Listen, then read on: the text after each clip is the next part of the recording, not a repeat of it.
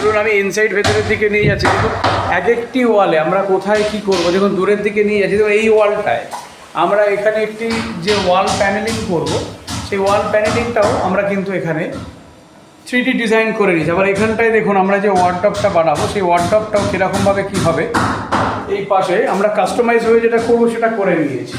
আবার এবারে যে আমরা বেডটা বানাতে চলেছি, সেই বেডটাও এখানে আমরা দেখে নিই। মানে প্রত্যেকটি রুমকে আমরা স্পেশিয়াস করার জন্য কীভাবে কী করবো তার ডিজাইন কিন্তু আগে থেকে আমরা চক আউট করে নিয়েছি। তো স্পেস হোম সর্বদাই আপনার সঙ্গে আছে।